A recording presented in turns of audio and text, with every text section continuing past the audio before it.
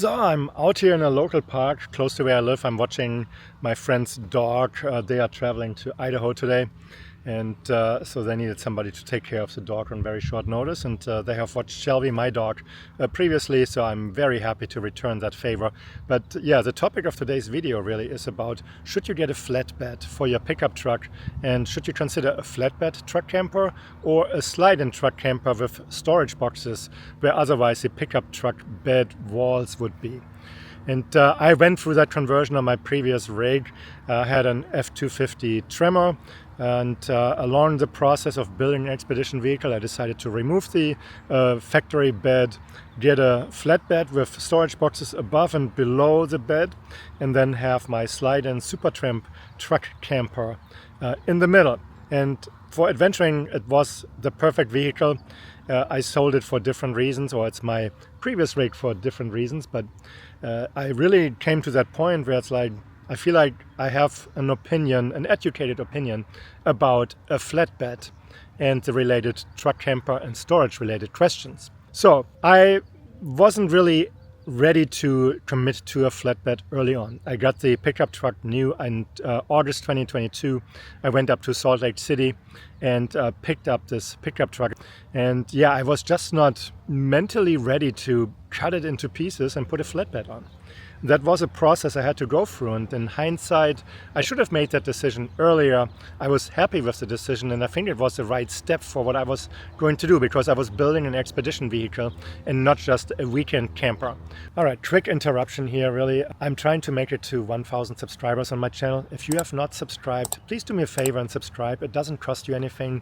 It helps me out a lot with how YouTube shows my videos to other people, and from that perspective, I really appreciate your support if you would subscribe. Thank you. For a weekend camper, I would probably decide differently, but if you plan on long-term travel in many different ways, I would say, a flatbed really makes sense. And here are the reasons for me why I feel that a flatbed was very beneficial to my situation to building this expedition vehicle. So for me, it took about 8-9 months of owning the truck that I was ready to commit to make a flatbed. Or not make a flatbed, but to put a flatbed onto that pickup truck, remove the bed, and really do something very different. It was a very big step. It was not cheap. When you decide to go for a flatbed, it will not be cheap. No matter if you pick one like a MITS alloy flatbed that are, I want to say, pre-manufactured and not a custom flatbed, or if you go with a company like Bone Customs, and there are quite a few others in the US, so it's not just Bone out there that make custom flatbeds, but it's not cheap. So when you start assembling a flatbed and then you put storage boxes on top of it plus labor, you easily end up $20,000, $30,000 down the road. So it's not a cheap decision, and that is money that not everyone has. I was very fortunate that I have a high-paying job, but I also sold my house, and part of the money that I'm using to build my expedition vehicle is money that I got from my house. At one point I have to think about how can I afford living when I really retire, and I want to buy some land and build a house again, so I have to figure that piece out. But for the expedition vehicle that I'm building and for the long-term travel, this is a lifelong dream that I want to do, and from that perspective I'm happy to spend that money, even though it hurts when you see your bank account balance go down. But I decided to go with a flatbed. I wanted to have storage underneath. I wanted to have storage above, because as I was traveling with the Supertramp camper initially, I put it on the regular OEM factory bed, and I realized quickly I don't have enough storage for all the stuff I need to bring. So when you travel full-time or long-term, not just for a weekend, there are things that you need to be able to live outside of the camper, inside of the camper, and that storage, yeah, that comes at a premium price, because a sliding camper or even most flatbed campers do not have the right amount of storage or the large storage compartments that you potentially need to put a gazelle, a bug gazebo tent into the storage. Why am I specifically pointing out the gazelle, gazebo tent or bug tent? Well, when you cook outside, it attracts bugs. In certain areas, there are just significantly more bugs or bees and whatever else, insects out there that come and make your life miserable. And I found out really quickly and early on, fortunately, that having a bug tent really makes your life so much easier. So you can cook in there, you can sit in there, you can eat without being attacked by the bugs, without being attacked by mosquitoes. I am, for whatever reason, a favorite target of mosquitoes anywhere. And it was sometimes so bad that I got stung in my face, my eyes were swollen shut. And so for me, it's always important. And I don't want to just put spray on or wear bug net or mosquito net, but having a living space outside when I travel where I can just sit and enjoy being out there and not just fighting all the bugs and all that stuff. So a bug tent, the tent is about, I would say 4 feet, maybe 4.5 feet tall when it's packed. So that's a big item that you need to store, and a normal regular sliding camper doesn't have that space. I travel with a dog that sits on the rear bench of my pickup truck.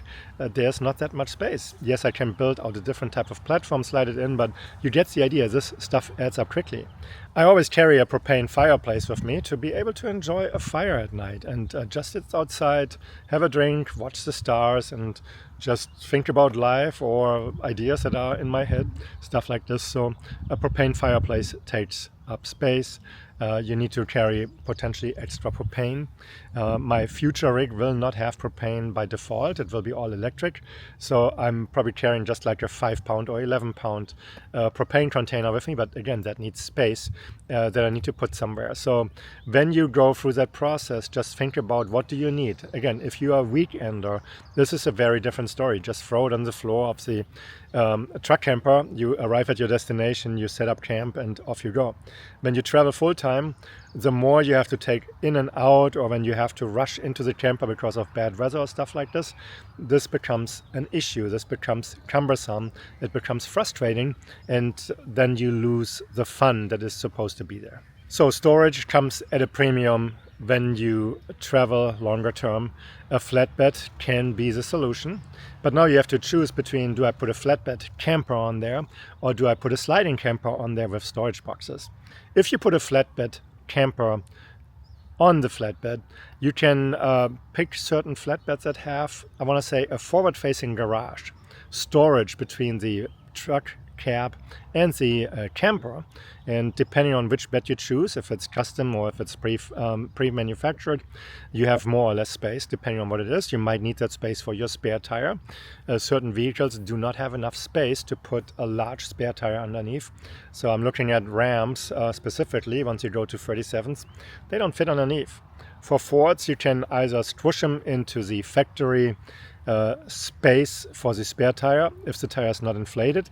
If you have a compressor on board, that's not a problem. Or you go with something like the Kali Trophy hitch that is specifically built, I think, up to 38-inch of a spare tire that you can mount there. So that is stuff you have to think about. But if you have enough room, so let's say you go with an OEV Hudson Bay 6.75 or 6.85 in length, and you have an 8-foot bed, you could have the 1.5 foot or 1.25 foot, I don't know exactly what the measurements are at the moment, and build a forward-facing garage between the camper and the truck cab. So that gives you storage, and that is something that could be really valuable when you travel long term. Some campers have storage underneath, I want to say, the rear end or within the camper portion itself, but you have to figure out if that storage is big enough for what you carry. I think when I started, I really made the mistake. I bought a truck and then I was looking for the camper. So it should have been the opposite way. So when you start looking to build an expedition vehicle or a vehicle for long-term travel, pick the camper first and then find the right truck and the solution. So when I started finally getting to that point, okay, I need a flatbed, I need more storage, I started reaching out to the different companies, and I was surprised the lead times were partially up to a year or over a year. And it's like, I'm getting my camper in 3 months. I don't have a year to wait. I cannot wait a year because I want to travel full time, and that's just not going to work. So I settled for a solution that was more ready in a shorter time. was a mistake of my side. So with limited time available, I settled for a solution that in hindsight I should have not settled for. So I bought a MITS alloy flatbed. The flatbed itself is great quality, there's no doubt about it. There's plenty of storage boxes available. The flatbed offered everything I needed, but the problem with a regular flatbed is it pushes your camper height up. And that was a big issue. So once the camper was mounted on top of that flatbed, I had like a 1.5 foot, almost 2 foot gap between the roof of my pickup truck cab and the bottom of the cab overhang from the truck camper. And that was not just from a optics perspective ugly. It's also like when you drive, this pushes your miles per gallon down into the basement. So you could really feel when you accelerated and when you got to higher speeds how much the truck has to work to move this through the wind. And it was difficult. And the other thing, of course, center of gravity. I could feel it in all the turns I was making. The truck was shaky. This was just not a great solution. So I ended up putting airbags for a different reason, but airbags and a sway bar in. And then as I went through the process, it's like, no, the flatbed needs to be lowered. So the truck was sitting on a Carli pin-top suspension with 37-inch tires. The flatbed was sitting fairly high. And we had to come up with a really creative solution to lower the flatbed as much as possible without impacting the travel of the suspension, so that I could really just still go off-roading properly, have, I want to say, an appropriate amount of suspension travel, that I can go really through difficult sections on the trail. And it was a painful process to get to that point where you have to compromise. Okay, there will be some rubbing eventually, and we'll fix the rubbing at the very end, but you make one change, you go out onto your next trip, you test it out, still not good enough, so you have to go back. It's time intensive, it's labor intensive. I should have not done it that way. So when I decided to go with a flatbed, I also reached out to Bowen Customs, and at that time that was one of two companies that I knew were making custom flatbeds, and they really put the flatbed, or they built it in a way that you have the storage on the side, which sits a little taller, which gives you enough travel on your suspension, while the actual slide-in camper, in my case, sits lower on the same height as where the factory bed would position that camper. So, and that really is the best thing of both worlds. You get the suspension travel, you get storage, and you have that camper low. The center of gravity is low. It's really just a small gap between the under part of the camper and the truck cab roof. So that should have been something I should have gone for. So when I reached out to Bowen, it was like 12 to 15 months lead time, and that didn't work. I found one other company, and almost the same lead time. They offered for $5,000 that I could move up 6 months, and I was not happy with that type of business procedure. So for one, don't take advantage of me. If you have that lead time and you don't allow me to push to be able to move up in the line for whatever reason, then so be it. I'm not willing to pay extra for that. So the flatbed itself is already expensive enough, and the flatbed in that case, or the storage boxes in that case, were also not 100% sealed, which was a problem for me. So that didn't work.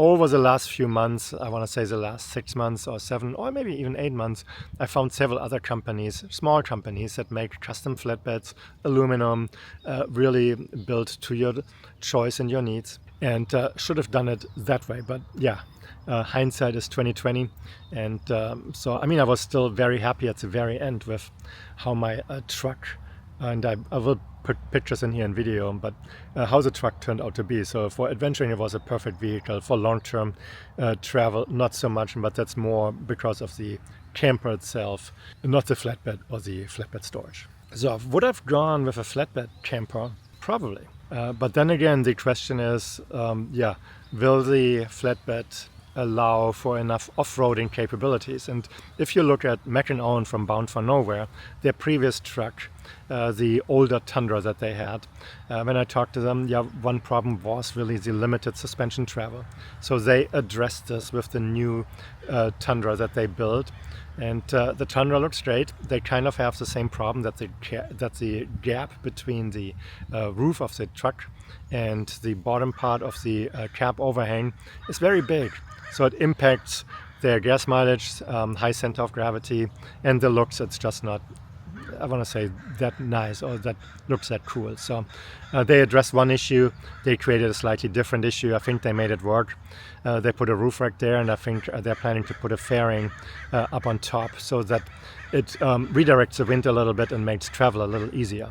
It's the same situation. You fix one problem, you create another one. And that's where a limitation is when you go flatbed.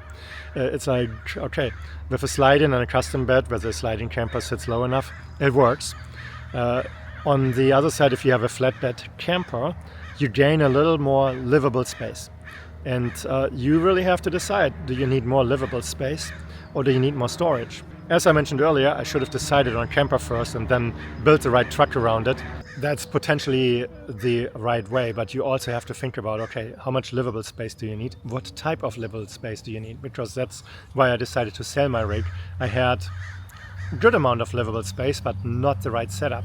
I need to work. I have a full-time job. Fortunately, I can work remotely.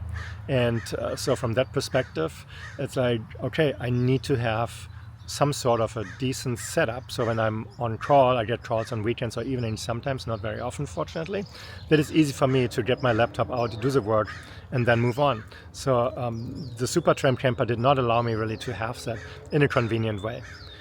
My new camper will address that issue. In the end, at the end of the day, I can just move the table into the corner with my monitor and my laptop on and just pull it forward in the next morning or whenever I need it and get work done. So my livable space needs to be designed correctly, and that needs to be addressed. So you need to figure out what type of livable space do you need. Again, if you're a weekender, your challenge is very different. And even as a weekender, you could go with a flatbed and have the storage on the side. When you look at different builds, it's easy to remove the camper because as a weekender, you usually don't carry your camper with you 100% of the time. And you still get a good amount of storage where you can slide in bikes, motorcycles, stuff, boxes, whatever it is that you need to carry. And still have your outside storage boxes on there. Even those you could take off if you need the entire flatbed. So, but that's really, think about the livable space that you need. Is the setup that you're looking at really addressing your needs? What type of space do you need? What larger items do you need to bring when you go camping, especially longer term camping? And then build it from that perspective.